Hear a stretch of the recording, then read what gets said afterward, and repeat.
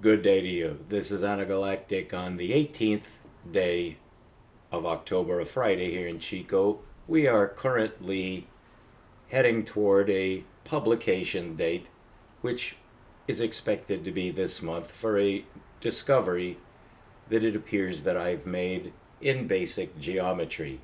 That's what I would like to talk about today, and this is going to be a bit different from my prior 720 videos. Something that's been on my mind since the beginning of this project a bit over 3 years ago. For those of you who may be tuning in for the first time, what is being referred to throughout my video series and again now is spheric geometry.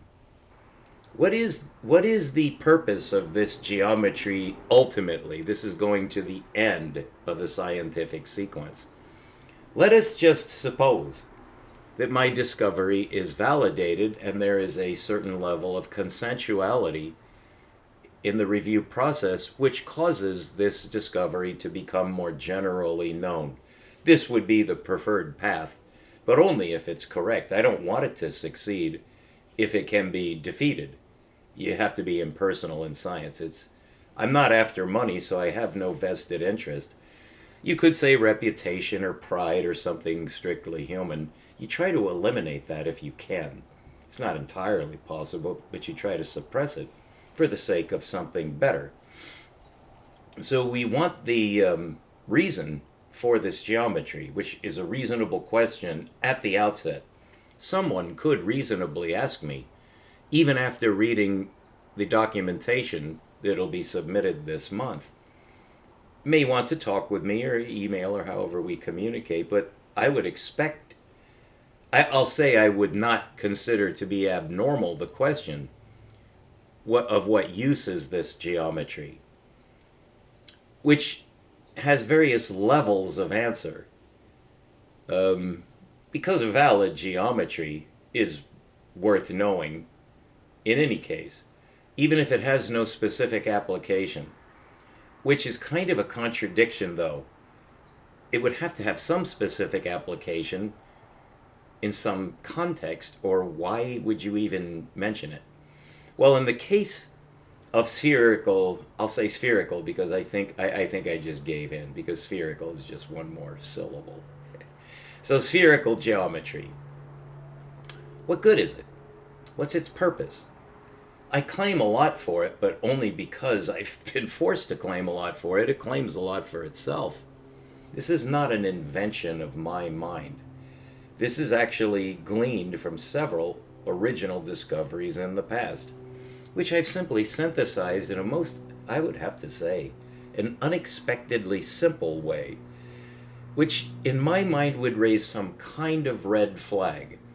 Because if it's that simple, you have to ask, either yourself or out loud, how come nobody saw this before? How come nobody ever noticed this extraordinarily simple numeric construction for a new number space, which is, if you understand the terms that I'm using, these are highly respected and coveted goals, is to get another number space that nobody's ever considered from the time of Euclid past Einstein, Feynman, and everybody else still to this day. I'm the only person who's come up with this idea. Whoa, howdy ho. So it is an interesting juxtaposition of an amateur really out of nowhere. I'm kind of like Bill Murray in that scene, you know, the Cinderella boy out of nowhere about to win the Masters. It's really like that. And what am I doing? Just chopping off the head of plants with an iron? Chop! It's in the hole! Well, of course, then he rejoiced until he was interrupted from his fantasy. Now, that's one possible outcome of this submittal. It's like, what? And then just like maybe 2 or 3 comments, and it's like, I open my mouth in horror. Oh man, did I? Well, that's why we have consensual review. But I don't believe that that's going to be the outcome. If I were going to say the worst case scenario, it's that it would not be understood, and then, I'd have to blame myself. But that's why you have really strictly controlled template guidelines for how it's not just, how many spaces you put between paragraphs or the indentation or the typeface. That's just the scaffolding for the content, which is, of course, the whole purpose. So it's how you structure your presentation of your idea. It's done all the time. It's done thousands of times, probably thousands of times a week. We have millions of these submittals over the past decades. All right. So what I'd like to present to you today borders on the philosophical, but as I've shown, and I hope you could probably accept, at least tentatively, that science in its final phase is synthetic and is meant to kind of lead to a diving board where you're on your own, because everything does come down to a single human. You could say that we work in concert, that is, consensually. That's obviously true, because we're able to develop things that individual humans cannot do, like build roads and, etc. So we are successful at collaboration when we put our minds to it. But the overall course of science would have to be distinguished into at least two separate vectors. One is the course of humanity, which is impersonal. I would say very difficult to decide where is humanity going, because humanity is big. It's not an individual, it's more than one group looking for how to capitalize on rational logic, which can take several directions, not all of which are, I think you understand, bombs do come from technology, yes. Well, so does spaceflight. Now, this geometry would have to fit into some ultimate strategy, but I'm not sure that that's as true for humanity as it's going to be for individual sciences, and I believe that is where one needs to direct one's attention in answering such a question as, what is science for? That comes down to individual questions. What is your part of science worth to science? Well, this would be for a human being. This is not for technology. Now, technology, of course, is not disbarred from using the information. It works in the opposite direction, too. We got a lot of valuable information from the particle physics department. It's pretty well funded. It's well funded, and of course that's for technology, and that has to do with some other forces besides, human aspirations. It's much more complicated than that for groups. Because a group does not have understanding, because a group does not have consciousness. Only an individual human, insofar as we know yet, only an individual human can be said to have consciousness. And so I insist, I believe perfectly, rationally, and straightforwardly, I insist that science is intended to find its goal and purpose in a single human being's life. So what would that even be? Because we can see the advantages of rational logic in social collaboration on public projects. Even the act of building a house. If you can get 20 people to help build a house, the house is going to be much better built, well, given certain parameters. I just say potentially, with everything else being equal, the house is going to go up much more rapidly. Much more rapidly. And, the reasons. So, why would I introduce or emphasize the role of science for an individual human being? It's really quite an interesting philosophical question. I would have to offer an example. What have you gained in your personal life from the use of linear algebra and the linear number system? Well, I know what my first answer would be, for what it's worth, because I believe that's a deep question. It gives you, or me, in my case, speaking for myself, it gives me the ability to use my linear perceptual space through my visual system to understand what I see when I look up into the sky, or even into the distance over a stretch of land. If I had to survey the land, I will be happy that I have linear perception.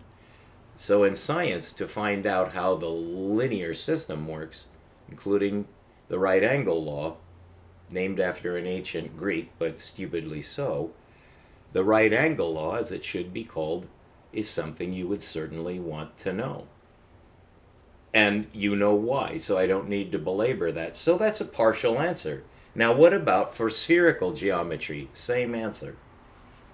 When you look up at the moon, or you consider the sun without looking at it directly, or you stay up at night and look at the band of the galaxy, and you consider the stars, and you look through your telescope, you see different colored stars, you see binary stars, you see all kinds of groups of stars, and if your telescope is good enough, especially if you have photography attached to your telescope, then you can see galaxies. And it won't take you long to process images of galaxies, which just dropped my jaw when I first saw them. I mean, if I had $100,000, I would be willing to spend half of it to get an astrophotography setup. Now, of course, that's kind of like dreaming, but I mean, it's reasonable to dream. So you know what your goals are, so you know clearly in your own mind, well, why would anybody want to know spherical geometry? I believe that's a perfectly reasonable question. So I'm just going to talk about that for a short period of time to give you and I something to think about, or to give you and me something to think about. And this will be a form of my own philosophy, which I hope is congenial to you, but I must preface this. This is basically, I believe, simply my opinion. It's not simply an opinion, though. There are simple opinions. But in science, if you're going to express an opinion, it should have some kind of at least potential or perceived possible validity, or why say it at all? Now, in the case of understanding the spherical geometry,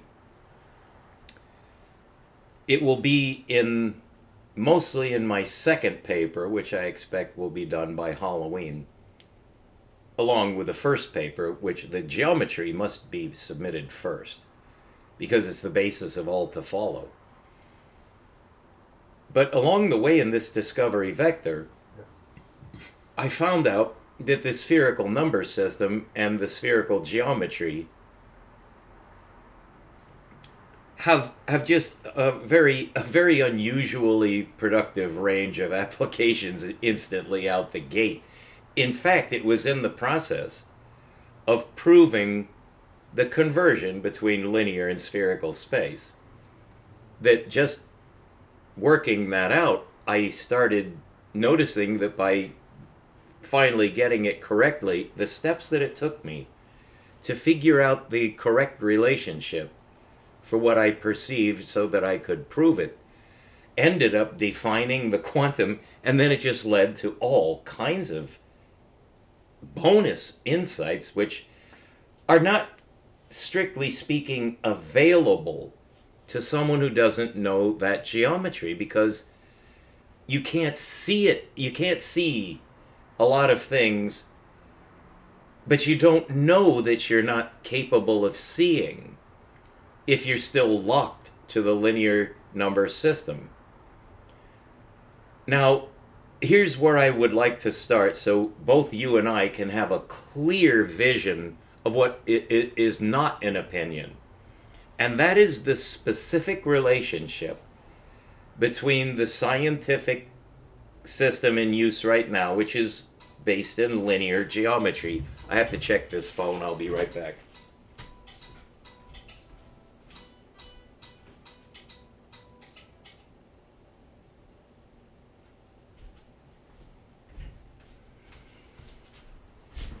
It's equivalent to junk mail. I'm sorry for that interruption, but I do lead an actual life, and sometimes life interrupts. I apologize for that sincerely. I should have my phone off.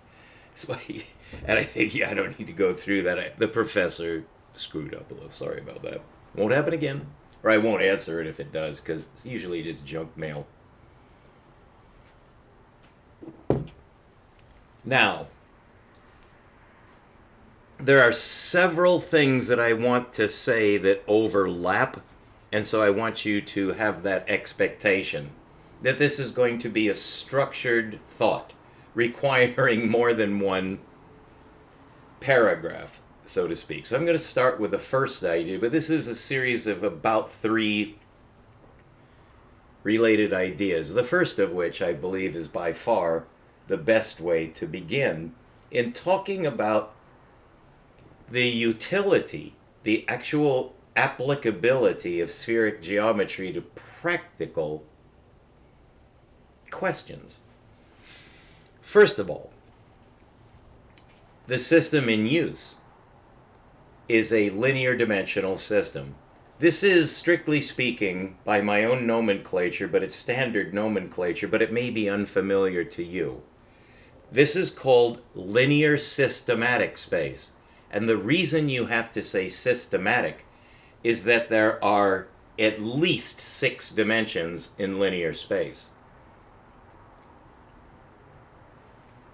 Currently, according to my calculations, and I am an amateur expert in this area, so you can rely to a certain extent on what I say here. But I'm not trying to pat myself on the back or get you to drop your guard. Always be dubious of someone who talks like I do. Okay? You just have to, and I know that. But I'm no exception. But I do obviously believe that this is worth saying so you can hear it. All right, let me do it. I know, right? It's really like walking a tightrope, but it's exhilarating. But it's also dangerous. I mean, in the sense that you want to do it right.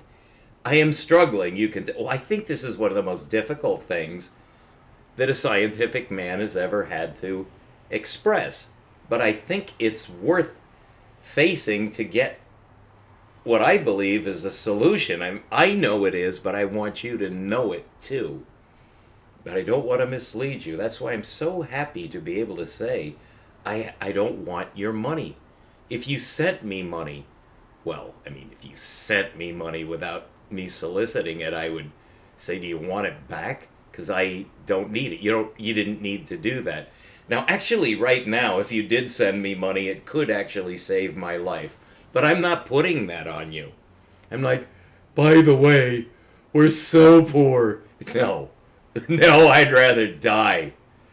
But I would not rather die, but I'm not going to put that on you. I am in financial straits, which could become super critical soon. I don't think it will, but it's about a 70% chance. Unless I play my cards right and not consume a lot. This is like $10 a shot, okay? Not the bottle, but 6 of them. And that really should be cut out. I can't. I need this. I've been drinking this for 18 years. 17 years. Not a 6-pack a night. I slowly worked up. Now I'm coming back down because a 6-pack a night is, in the long run, that's too much. But I do find it, I have no regrets about my intake of beer. I don't touch anything else except beer. I never have. Except once a year I used to drink tequila. But let's not get off. And I would remember that night and just wake up the next morning and go, that's why I don't drink liquor. It feels horrible the next day. But I don't regret that either, because it's just something I had to do. Not once a year, it's not going to kill you. Although, actually, it could. Especially if you try to drive. But, okay, let's get to the point here, which is always a pun in geometry. Let's get to the point. Let's do. So, this spherical geometry is an overlay of natural space. I hope you can accept that. Because we do see space. Although you could say we only see space indirectly. Well, we also only see light indirectly. This is a major topic these days. What is real and what is unreal? It's not that difficult, and I'm not going to go there. I think you understand the difference between, reality and unreality. That's a misdirect. You should not be thinking in those terms, although I have addressed that in one of my last 3 lectures, which I think is closure on that issue, because consciousness and reality are directly related, and you can define one on the other with the usual footnote, and that's what everyone wants to argue about, is the footnote. That's out here. That is right out. We don't need that kind of entertainment. The public does, but you and I don't, because we intend to get the actual scientific solutions. So that is my orientation. Solutions. So what kind of solutions does this spheric overlay provide? Well, right out the gate, what I would state should be tautologically obvious, is that space is physical and it is what it is. And what we're trying to do is understand it in some way. Okay. We do have 2 different ways of seeing, though. That's been proved. It can be proved that our brain, just our physical brain, not even talking about consciousness specifically, but just mechanics, we see linearly and we see spherically simultaneously. That's incredibly profound because it's a link between consciousness and reality that's geometric. We see linearly. I hope you buy that. I have several lectures in the past that cover that to prove it's true. It is known to be true, and you already know it's true. In science, you have to prove something so that it's scientifically known to be true. I did that. That has been done, but I'm not the first. I'm just one person who knows how to do that, which is a valuable thing to know. You want to be able to rigorously prove everything you say in science. That's how it's done. So we do see in 2 modes. We also have 2 cosmologies. And one is linear and the other one is spherical. And we have 2 forms of vision. One is linear and one is spherical. We also now have 2 mathematics systems because I discovered the spheric mathematics system. We also have 2 geometries because I discovered the spheric geometry. I think you see the linkage with consciousness, logic, and reality, and the universe. How to define the universe itself. You're going to have to define reality if you want to define the universe. And in order to define reality, you're going to have to include consciousness. This is a major bottleneck right now, but it's at the outer. It's the outer, so it's provocative, it's tantalizing, we're curious. We can sense that we're close to a breakthrough. I believe I am the man who made the first break in the dam to release the logjam. So that's how I approach this. I always have. When I first discovered this, which was a process, I can't say exactly when, but it's just like, it's a form of just realization which can be either quantized or continuous.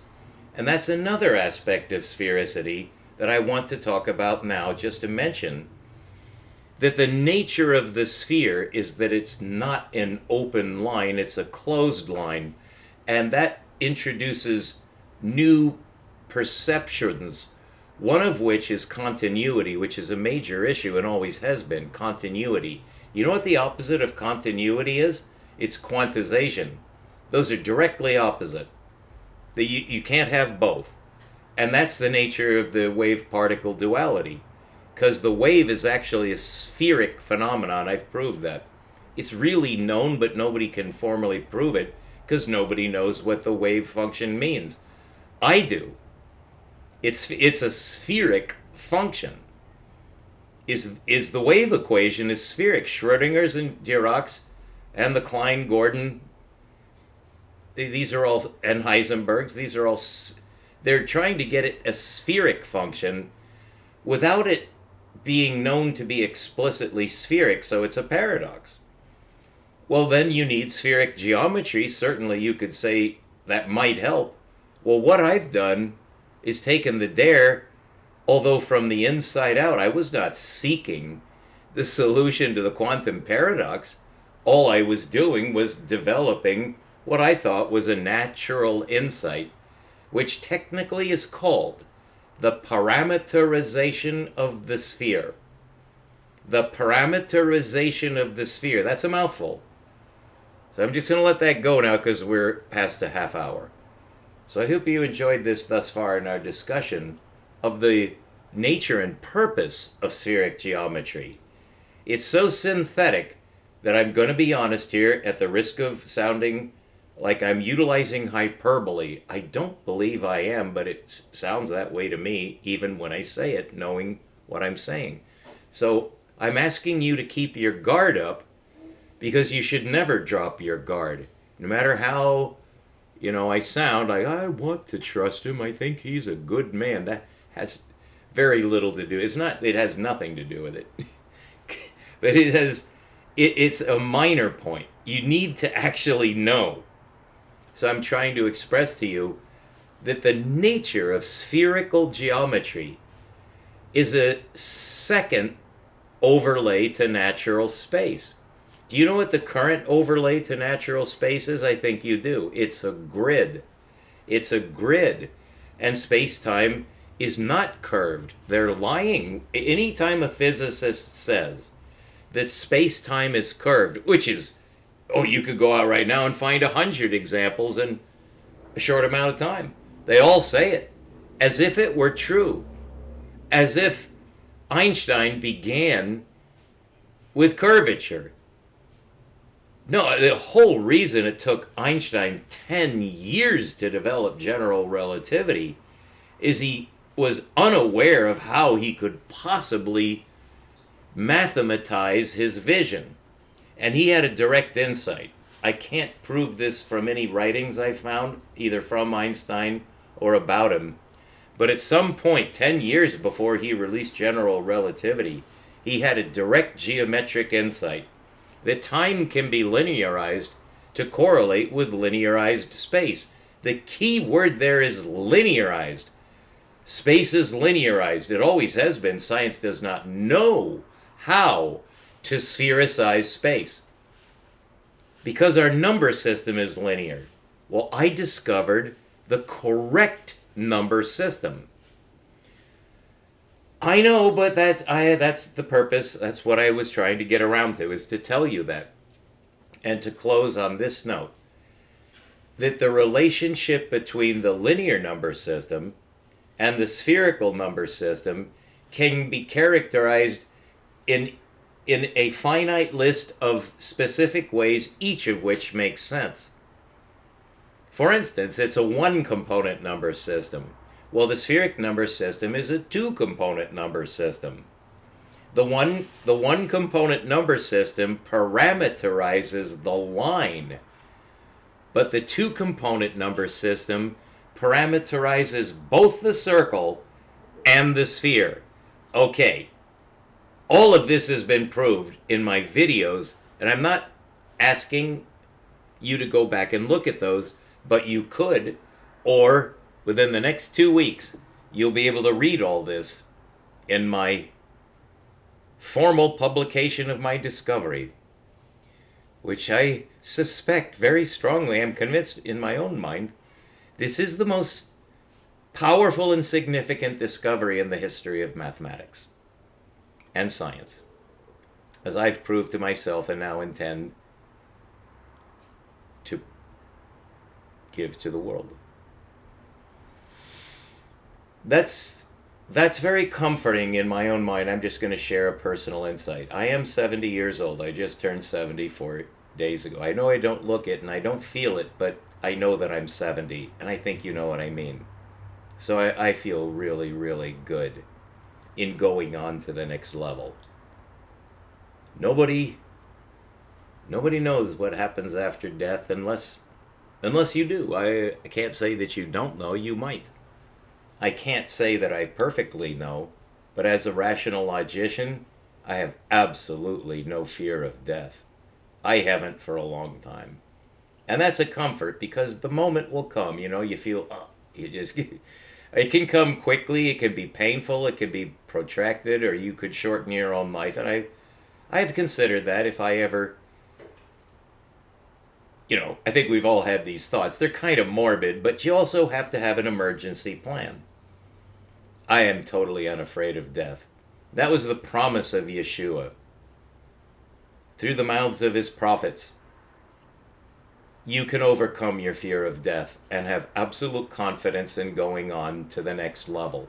If you don't, or you think that that's irrational, that there's no such thing as life after death, you're overworked. You haven't had enough time to think. You need to get out under the night sky. That's just my advice to you if you need it. I don't talk down to people. I do talk down to an industry. And I talk about kicking sand in their faces and kicking them in the shins and kicking in the doors.